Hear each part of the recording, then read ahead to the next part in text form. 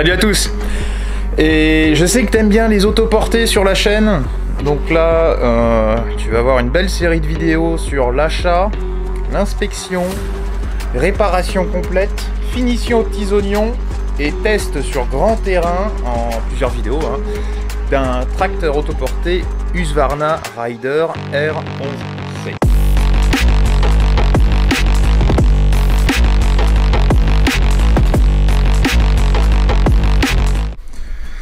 Bon, on se reprend après un petit rangement de l'atelier. Parce que quand tu fais 4-5 projets en même temps, ça devient vite le bordel. Il faut essayer d'avoir de la place.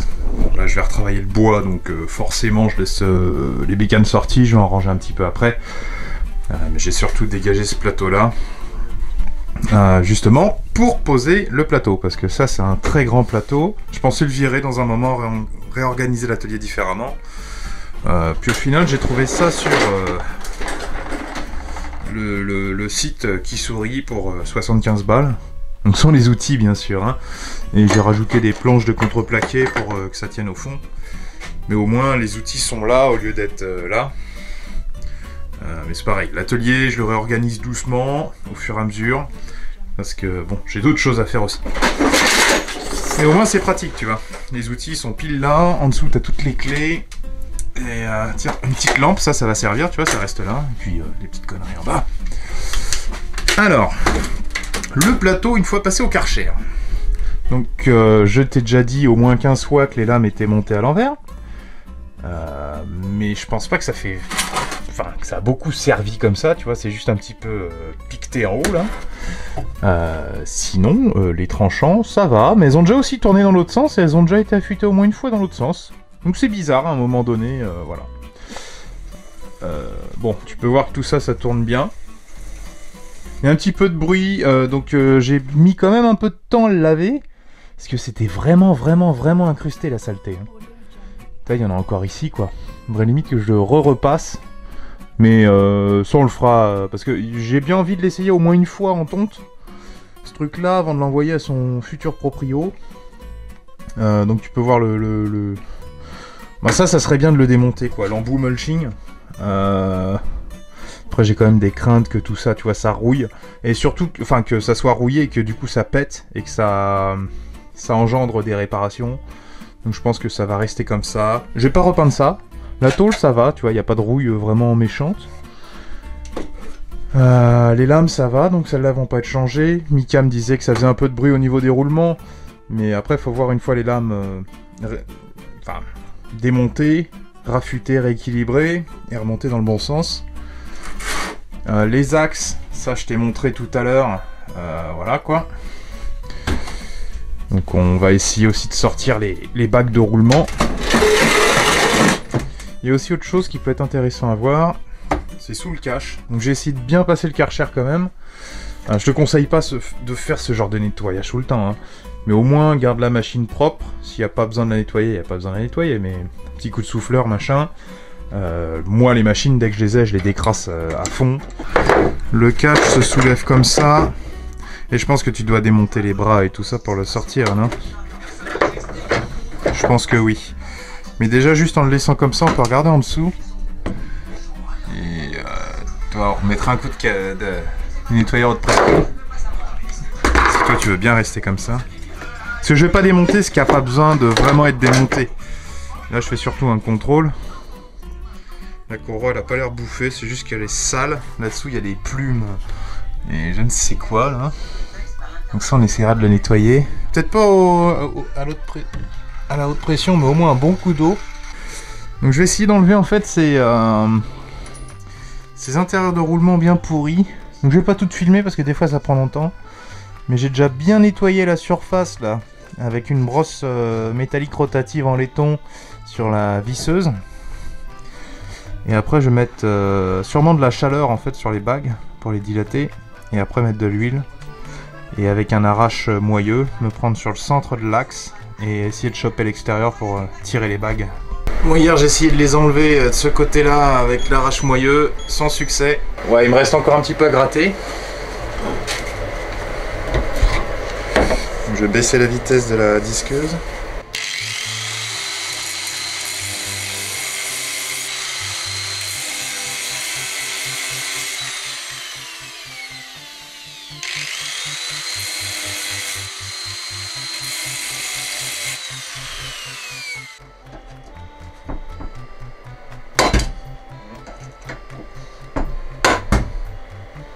Bon, normalement, vu que en fait, quand tu coupes le métal comme ça, donc soit je le fais des deux côtés, je peux briser la partie en deux. Je vais essayer de remettre l'arrache pour voir, parce que normalement ça chauffe un peu, puis ça relâche de la tension en fait de compression de l'anneau si tu veux sur l'axe, donc ça devrait pas mal aider à le sortir. Ah, ça vient. Hercule, mais je suis obligé de garder ça. Il faudrait que je trouve un gros élastique là, ou un mini sandos. C'est vrai que je passe dans les trous pour que ça reste appuyé pour ces petits objets là. Bon, ça vient. Est-ce que ça va vouloir prendre la deuxième bague? Je sais pas. J'aimerais bien te montrer, mais en même temps, il faut que je tienne tout ça. Ah donc tu vois, pourtant hier j'ai essayé. Mais le petit trait, voilà, ça n'a pas bouffé l'axe, mais ça suffit à ce que les bagues serrent un petit peu moins sur l'axe. Elles sont pas coupées en deux, donc voilà. Hier je voulais pas disquer parce qu'il était... Alors tu vois, les petites bagues là, je les ai coupées, mais pas entièrement. C'est juste avant l'axe, ce qui a permis de les retirer. Enfin les bagues, c'est les intérieurs des roulements, tu vois, les billes elles roulent là-dessus. Elles sont dans une cage et normalement tu as une bague extérieure et puis de la graisse avec des petits joints, mais bon. Tout ça c'est barré il y a bien longtemps.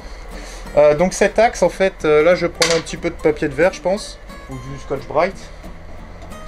Enfin là je sens une décollée là ici.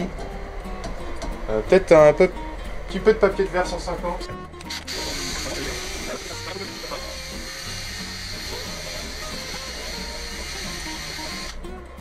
Et voilà, c'est impeccable. Je suis étonné qu'il soit pas tordu d'ailleurs. Ça doit être plutôt bien renforcé là. Et ça, il y a moyen de l'arracher. Si tu tapes fort dans un arbre, c'est fini, à mon avis. Au niveau du plateau, on va pouvoir démonter les lames, les affûter, puis les remonter dans le bon sens.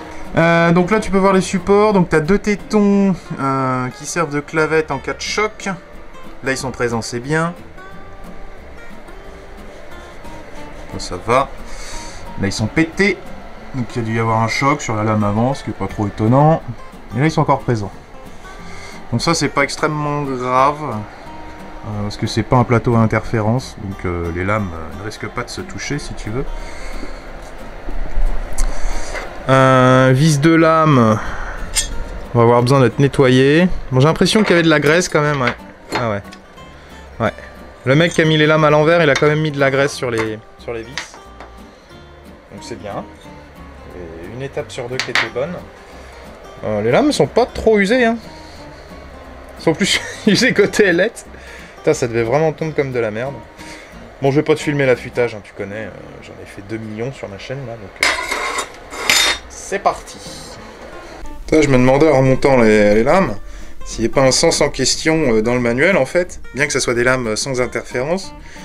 Mais je voulais voir s'il n'y avait pas une position en question pour les lames, si tu veux, pour que ce soit un fonctionnement optimal. Bien que si tu tapes un truc, la courroie là-haut, vu que c'est pas une courroie crantée, elle peut glisser, du coup faire tourner les lames. On apprend un tas de petits trucs là-dedans, notamment comment régler le plateau de coupe et sa pression au sol. Donc ça c'est peut-être quelque chose, enfin je vais au moins vérifier le parallélisme du plateau et le corriger si besoin. Bon, t'expliques ça les pages avant. Il faut qu'il y ait à peu près 14 kg de pression au sol, hein. Au niveau du plateau, donc ça se mesure avec une balance et machin tout ça. Pour ça il faut que tes pneus soient bien à la même pression, donc là je les ai tous regonflés à 0,5, j'ai lu là-dedans que c'était 0,6 et que tu peux mettre les pneus arrière à 0,4 si tu as besoin d'un peu plus de traction, si tu as un terrain humide ou un peu pentu. Faut pas dépasser les 10 degrés de pente avec ce tracteur en tonte. Et du coup les lames, bon bah dans le manuel ça s'apparente à ce montage là. Ça c'est tous les modèles de Rider. Donc il y a le 11R, 11C, 13C et le 16 4 roues motrices et le 16C. Nous on a le 11C.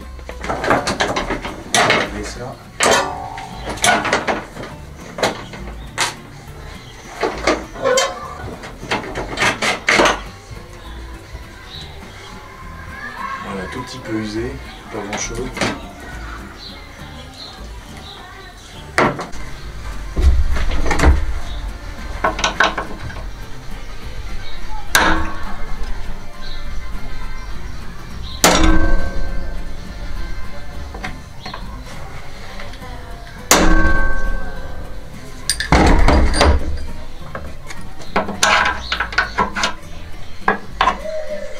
À ce côté-là, c'est bon. L'autre, faut que je remette un petit stab.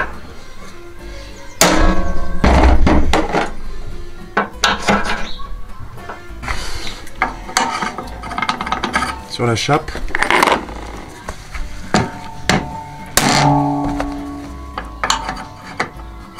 Ça change pas grand-chose, ça.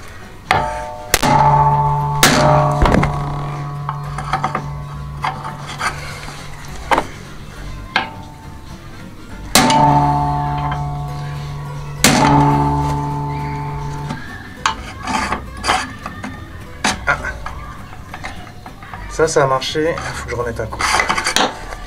Ça marche bien cette technique. C'est bien, j'aime bien quand ça fonctionne. Ah.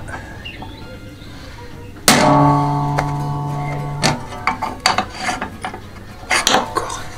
Pas taper assez fort.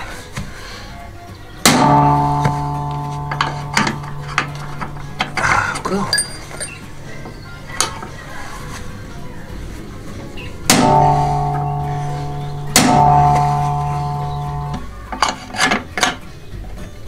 Oh, c'est bien.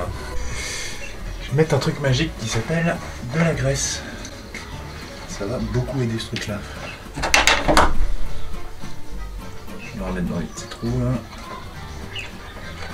Puis un peu sur la chape.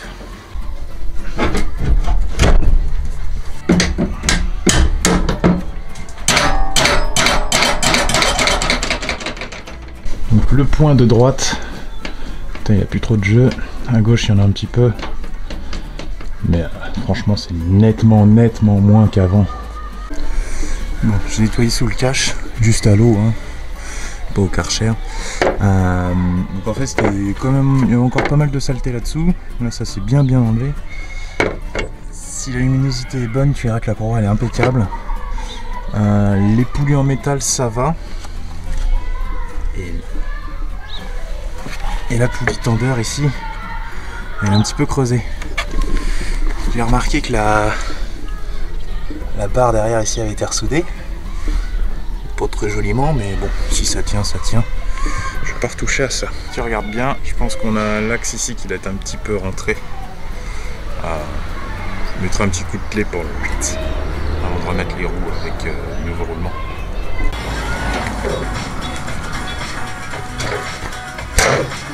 Tu sais, quand j'ai démonté le cache, une petite vis s'est grippée un peu. J'ai mis un tout petit peu de graisse sur le filetage. Ça aidera pour le prochain qui veut démonter ça.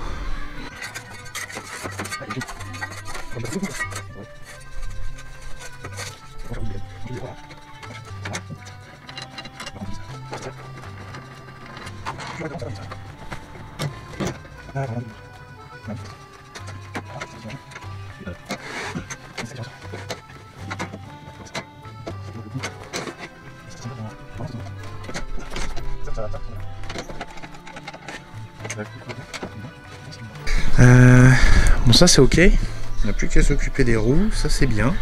Donc le petit cache il doit s'enlever assez facilement. Et donc cette opération tu peux la faire pour régler les câbles de direction.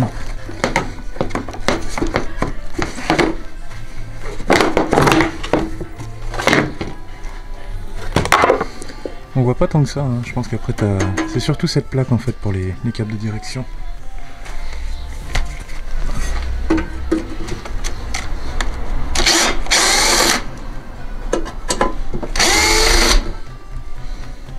Ça c'est bien, c'est les mêmes vis.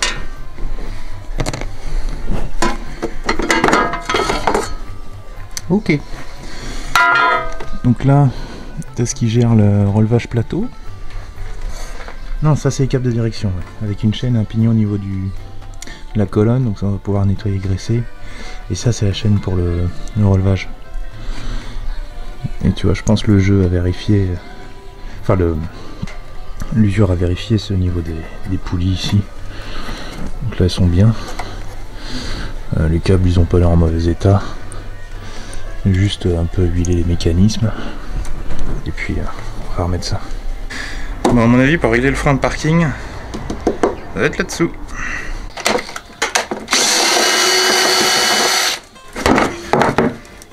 Alors, la courroie est vraiment petite. Puis c'est vite, il va y avoir des grosses courroies. Ça serait bien de la changer dans quelques années, je pense, celle-là. Donc les câbles qui pourront être lubrifiés. Ça serait que ça. Pourquoi il y a une tige en... Ouais. Bon, le frein, ça devrait être ça. J'appuie sur la pédale de frein, on va voir qu'est-ce qui bouge. Ouais, donc c'est bien la patoune là-bas. Donc mon souci, c'est que ça freine pas. Donc, le réglage est là, donc là j'ai desserré l'écrou derrière, devant et derrière. Et celui de derrière, faut que je le serre, on va dire, pour tirer plus le câble. Bon, ça risque d'être très catastrophique, mais j'ai mis le bac à vidange ici. Et le bouchon de vidange est là. Il y a une petite gaine qu'on va bouger. Et surtout ce que je vais faire, il y en a, ils ont un petit tuyau ou d'autres systèmes. Lui, il n'y a rien, donc je vais essayer de glisser ça en dessous. Enlever ça. J'ouvrirai à la jauge qu'après, hein, pour aider à couler. Ouh, c'est bon ça. Voilà, c'est bien quand j'ai des bonnes idées. Après, tu ouvres le bouchon de remplissage / jauge à huile.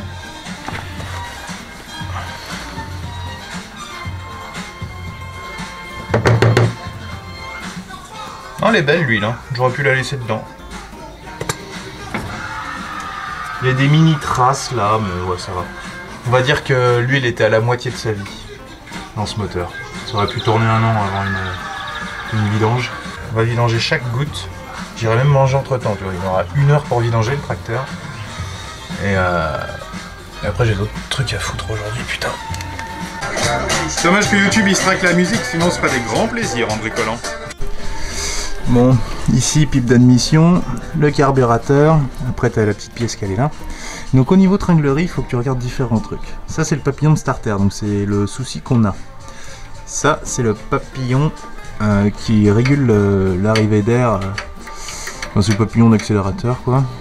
Vis de réglage richesse. Emplacement pour mettre la durite d'arrivée d'essence. Ça c'est le recyclage des vapeurs moteurs. Puis tu peux voir, ça me plaît pas trop là. Je remettrai un petit coup d'eau pour enlever, tu vois ça, les bons dépôts dégueulasses. Puis pour enlever ces carbus là, alors c'est un super système. Je crois que je vais démonter la pipe d'admission ici. Parce que dans tous les cas il y a un joint là ou là, donc je préfère niquer celui-là au cas où. Donc je vais le démonter ici, ce sera beaucoup plus simple. Parce qu'en fait c'est des sortes de filetage, tu vois, enfin, pour démonter ça c'est chiant. Donc là tu as juste 2 vis de 10 là qui sont faciles à enlever. Je disais le filtre à essence, il est impeccable. Hein. Impeccable. Et pareil, tu vois tout ça, là, toute la merdasse là, on va enlever ça. Parce que bon, c'est jamais fait ce truc là, c'est jamais fait. Donc notre souci à nous. Donc tu vois ton câble d'accélérateur il vient se mettre là. Ça si je bouge ça. Donc là c'est ralenti, accéléré. Et normalement starter, mais en fait starter c'est cette patoune là qui vient appuyer au bout d'un moment là-dessus, qui pousse ça. Tiens. Et le truc reste fermé, ouvert, fermé, ouvert. Si je le mets à fond, eh ben ça l'active même pas. Et tu vois, lui il revient pas. En fait lui il devrait revenir tout seul, paf, comme ça à fond, en butée, tout seul. Il y aurait que la patoune en fait qui pousse vraiment ça en fermé. Déjà quand je joue avec le câble, ça peut pas pousser le starter là. Si je l'enlève, je mets ça à fond, ça pousse même pas le starter. Donc on a un souci de réglage de tringlerie, mais aussi de carbu à ce niveau là. De toute façon je vais le sortir, je vais le nettoyer, je vais te montrer dedans. Il doit pas être très sale, mais des fois il y a des petites surprises dans les carbus. Hein. On avait vu ça avec le 3813 qui est juste à côté. Donc, par contre, un moteur comme ça ne tournera jamais avec l'état du carbu qu'avait le 3813. Hein. C'est impossible. Impossible. Donc, pour ceux qui sont intéressés par la musique en arrière-plan, les anciens abonnés devraient reconnaître Ça faisait partie des... Enfin, je crois que c'est la musique que j'avais mise pour la vidéo d'une rencontre à Manicourt, le circuit de Manicourt, Nevers-Manicourt. Donc tu peux aller voir la vidéo si tu veux. Ça te présentera le Manicourt un petit peu avant que Villebrequin ne s'y mette avec leur Merga Stunning Show. C'est quand même ouf ce qu'ils font les mecs. Enfin c'est beau, c'est beau. On commence à avoir vraiment des bons youtubeurs en France. Dis quoi ce bazar? T'as vu, l'admission elle est à moitié bloquée? Oh. Enfin c'est d'origine hein, mais... Pourquoi est-ce qu'il bloque à moitié l'admission? En fait ça revient au même... Enfin, que si tu faisais une arrivée 2 fois plus petite quoi. C'est bizarre ça. À mon avis c'est pour limiter la conso d'essence. Celui-là c'est le petit, c'est le 10.5. Mais si t'enlèves ça, ça devient un 13 chevaux. Bon. Donc oui, pour l'intringlerie. Donc tu vois là j'ai enlevé les 2 vis. Ça s'enlève très très bien. En fait le joint il est intégré là. Je pensais que ça c'était le joint. Mais en fait c'est une plaque à la con. Le joint il est ici.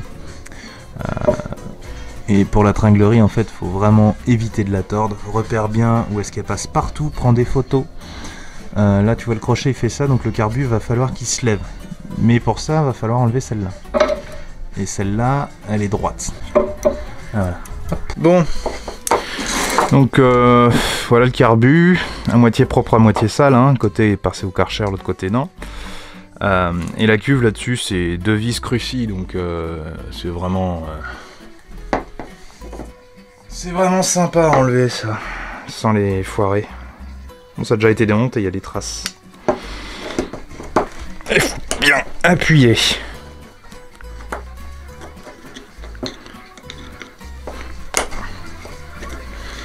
Donc c'est normal s'il y a de l'essence qui coule. Hein, une cuve carbu, en fait, faut voir ça comme un siphon.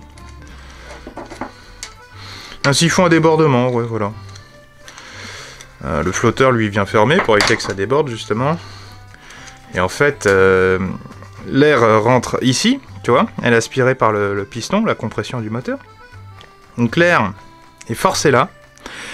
Et en fait ça passe dans le carbu si tu veux. Et t'as des buses qui s'appellent des gicleurs, qui sont plus ou moins gros en fonction des moteurs et tout ça et des réglages. Et ces buses là viennent projeter l'essence sous forme de vapeur, donc de gaz, au milieu. Donc un carburateur, en fait, ça transforme un liquide en gaz pour faire une bonne combustion, quoi. Et en fait, quand t'as de la merde dans le carbu, ça bouge ces petites buses qui sont réglées très précisément. Et du coup, après, ça tourne moins bien, vu que le ratio air-essence n'est plus bon. C'est pour ça qu'un moteur, il peut monter et descendre dans les tours, par exemple, quand un carbu commence à être... encrassé. Et ça va arriver à beaucoup d'entre vous si vous n'avez pas hiverné vos machines. Bon là on a une toute petite bille de rien en fait au fond. Le carbu il est propre. De toute façon le tracteur tourne bien. Le souci ne vient pas de là. Le joint de cuve est bien présent. Donc c'est un carbu moitié en alu, l'autre partie en plastique. Parce que c'est moins cher à fabriquer messieurs dames. Les Briggs ils ont kiffé ça. Donc c'est une marque qui est morte, hein, Briggs. Hein. Pour info. Alors que c'était les numéros 1 des motoristes. Hein. Pas en qualité, en vente. Hein. Toutes les tondeuses à Casto, c'était du Briggs dessus. Hop. Bon, il y en a encore, hein, parce que les stocks, mon gars, avant qu'ils se vendent, les stocks, il y en a pour un moment. Hein. Tiens, je crois que le petit joint a pris l'essence et le petit joint est devenu trop gros. C'est chiant ça, hein. Bon, soit j'arrive à le remettre, soit faudrait que je le change, mais... Donc ça en fait, pour le sortir, tu tires dessus, hein. Voilà. Faut bien se souvenir du sens, hein, c'est important. Et ça... Ça c'est à moitié... c'est à moitié grippé dans le corps du carbuse. Ah, le ressort il est bon. Il est impeccable le ressort. C'est ça qui est crado. Sur ceux en métal en fait tu peux les travailler un petit peu. Là je pense que je vais prendre un tout petit bout de Scotch-Brite. Je vais prendre une pince. Et on va essayer de le passer là-dedans. Bah il est resté dedans. On va faire des pinces à la pince. Hop. Montez où le Scotch Brite? Donc ça c'est peut-être qu'il y a eu de l'eau dans le carburateur à un moment donné. Hein, puis il y a la saleté aussi. Mais ça le fait plus avec les trucs en... Enfin, avec les axes en laiton. C'est bon, le plastique, il y a un petit peu de place normalement.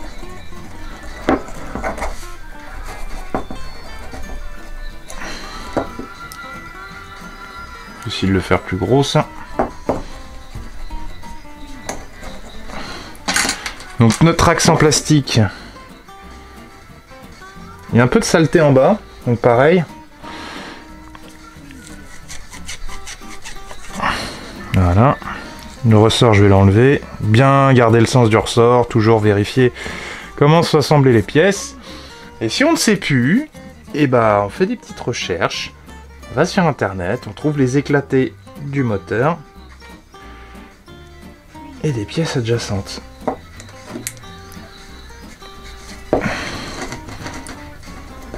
Il force encore un peu. Alors je vais mettre un tout petit peu de lubrifiant.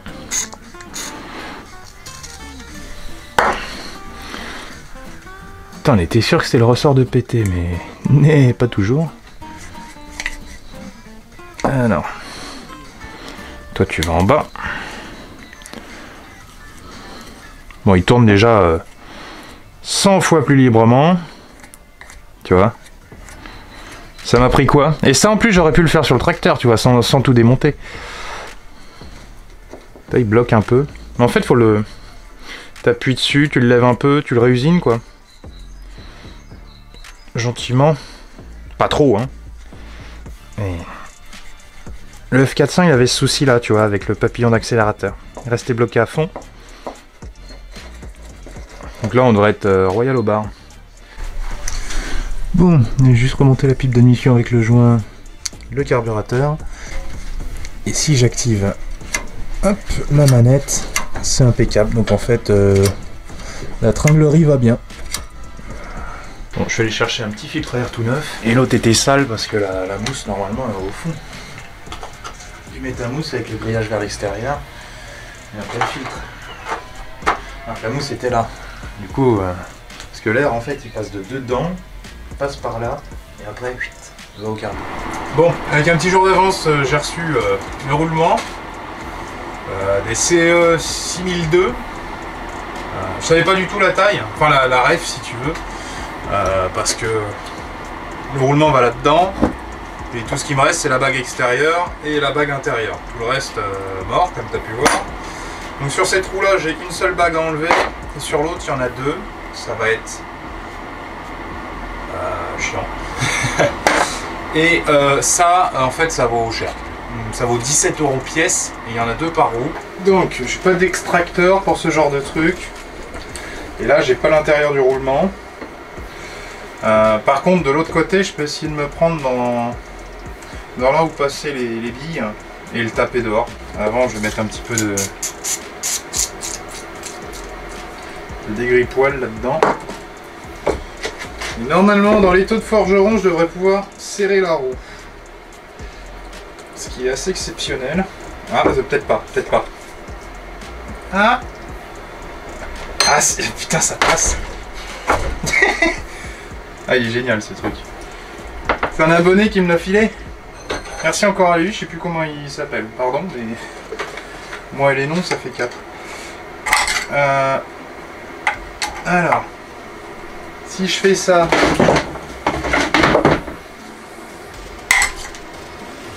okay. Bon, c'est un tournevis cassé, hein, t'en fais pas. Par contre, je vais pas très loin à faire ça.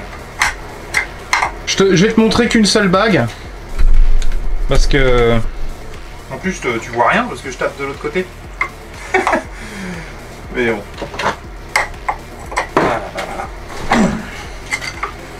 Je suis bien énervé aujourd'hui, donc bon, ça va pas le faire, clairement. J'en ai un autre qui est fait pour ce genre de merde. Alors voilà. Oh, c'est magique ce tournevis. Hop.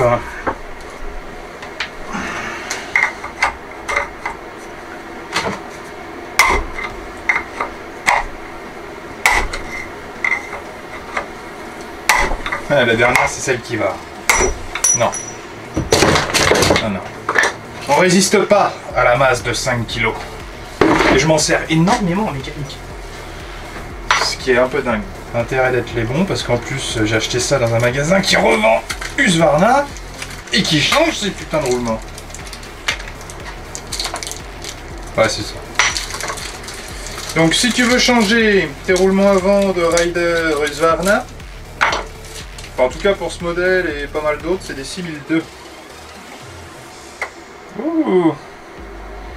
Mais ça flotte vite, hein.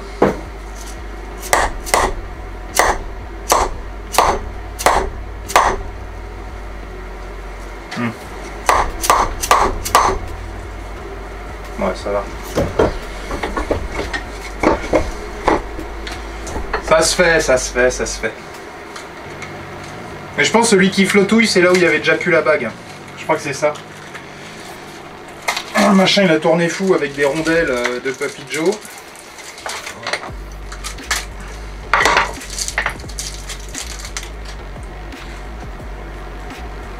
Ouais. Celui-là, déjà, il est plus...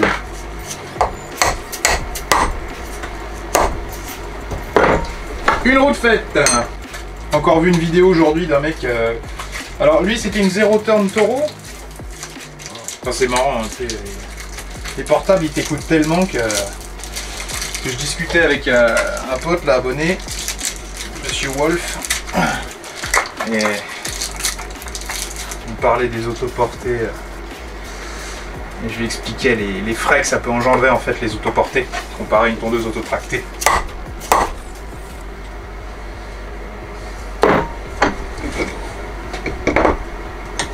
Et il y a un mec, il avait une taureau, là, une zero turn, mais particulier, c'est un truc qui... Enfin, il l'a pas acheté à Casto, mais c'est le genre de modèle que tu as à Casto. Le mec, il disait qu'il l'entretenait tout le temps. Suivait bien l'entretien, les lames, l'huile, enfin la base, quoi. Ce que les gens font jamais, d'ailleurs. Ou rarement. Et au bout de 2 ans ou 2 ans et demi, bon, il n'avait pas beaucoup de tondu avec, je crois qu'il disait 47 heures de fonctionnement. Il l'a emmené vraiment là où il l'a acheté.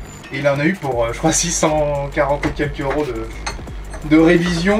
Parce qu'il fallait changer les paliers de coupe qui apparemment étaient grippés. En 2 ans et demi. Hein. Machine rangée dans un garage. Et bien sûr, le garage a dit oui, mais il faut pas la laver à l'eau. Alors qu'il y a un quick wash sur le carter de coupe. Mais bon, après, c'est de la taureau gamme particulier, hein, tu m'as compris. Bon, je vais glisser ça sur les axes. J'espère sans souci. Et je vais voir. D'origine, c'est un circlip. Donc, je vais voir si je peux pas remettre un circlip, si ça veut bien s'accrocher quelque part sur l'axe complètement bouffé. Et il y en a un, il faut que je lui mette un bon coup avec le maillet.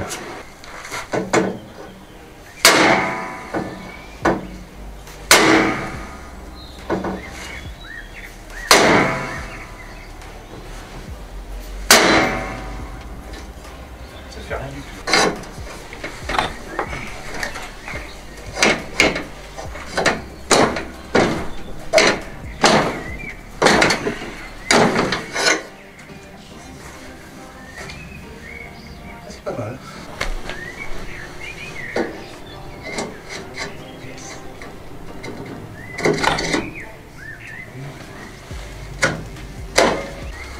Tu peux voir que le frein à main il tient vachement bien. J'ai vu comment j'ai tiré là pour redresser ça. Il freine bien.